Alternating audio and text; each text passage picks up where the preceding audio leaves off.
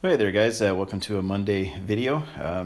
Yeah, I just thought I'd go through some of the items that I use for when I'm building some cars. I've had some questions on just certain markers and stuff like that over the past few weeks, and yeah, I'm not too sure if I've showing these very specifically on the channel or not, but yeah, the first one here is basically this is the my paint marker set that I've actually used on a couple of builds now at this point. Um, I think I'm going to try using them a little bit more, but they kind of they help to create a really cool effect on cars. For my rusting that I do and other type of powders, I use I use this dry pastel set. Basically, I use a lot of the brown and various shades of brown and for rust, and then also just kind of grime and dirt in general. You mix it with alcohol to create your own sort of kind of a wash with it.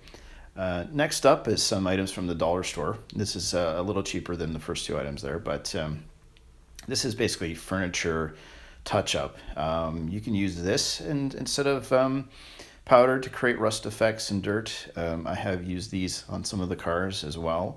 If you're not comfortable with always using paint, you can use something cheap like that. Really, it's like a couple dollars. And then these are actually some other dollar store markers that I've used on a few cars now. I use a silver a lot more, but I do like using the gold one here for just to be a little different on some of the engines and just various pieces. So as you can see here, it's really easy to add some scratches that say if you want to go over some details that are supposed to be metallic in color, and you don't want to use a paintbrush. You want something that's very smooth. You can use a marker like this to just kind of make your life a little easier, in terms of just adding some additional details to an already fine looking car.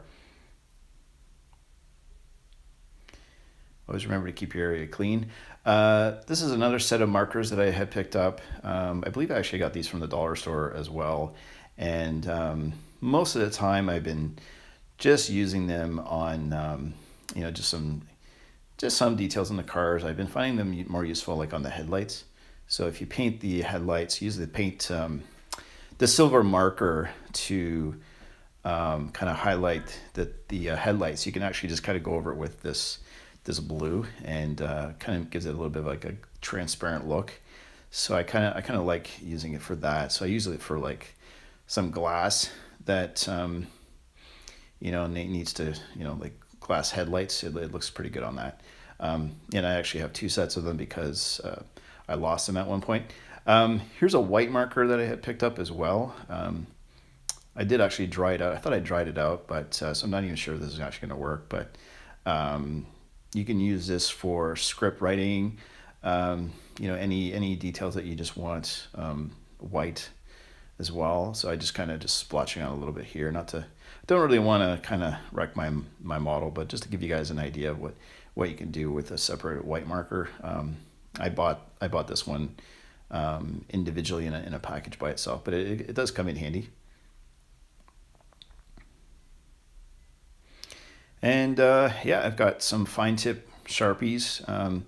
I use these Sharpies actually for Imperial TIE Fighter models that I've got. Instead of painting, I was using these to get into the cracks of an Imperial TIE Fighter, but you can use it on a windshield like this, just to kind of put some black in an area where you don't want to try getting a brush in there and kind of messing up the rest of your paint job. So you can always go in and just kind of outline first with the black marker, and then you can use a paintbrush or just fill it in its entirety. Here is another dollar store item. This is basically like I don't know, some kind of a blush brush, but you can use it for heavy dry brushing. I haven't really used it just yet, but I'm gonna try to sometime on the channel just to kind of give it an idea what it does. And then also from the dollar store you can get these like makeup kits.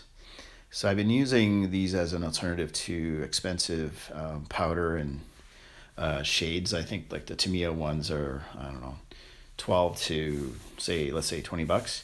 But again, these are, like $1 or $2. Really cheap makeup that, if you see some ladies out there that have some really bad makeup, they might be using this. I really don't know, but I just thought these were kind of neat. This one's a metallic set, and I've used it a little bit, but I generally use the larger one.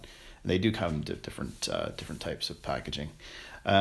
Here's some older Citadel Games Workshop paints that I still have, and I've been using these quite a lot actually. All my builds to date kind of running out, so I'm gonna have to pick some up very soon. And yeah, I have some Tamiya paints as well. I use this one on the my Team Canada car for the wheels, and then I also have we actually have like a large acrylic set of paints in the house. So I just been using this particular set here. It has like, I don't know, 40 different colors, and you want some like pretty good quality paints. I did buy some acrylic from the dollar store, and it was kind of terrible, so I just been using that brand. And then for wash, I do have a red wash that I've used once. This is the one I've been using to kind of really help with the rust effect. It's from Games Workshop as well, and you can paint it right over top of like a metal color. In my garage, I have a wide assortment of paints. A lot of the ones on the right-hand side here, these ones in particular, I bought for my Stynicon project, and I'm going to be using them on the channel. And then very soon I'm going to be working on a drag car. I just keep changing my direction of what I want to do. So I'm going to take this car and see what I can do and turn it into a drag car. So if you're interested in seeing the result of that, stay tuned, and hopefully you can subscribe to the channel, and you'll see what's coming next. Thanks.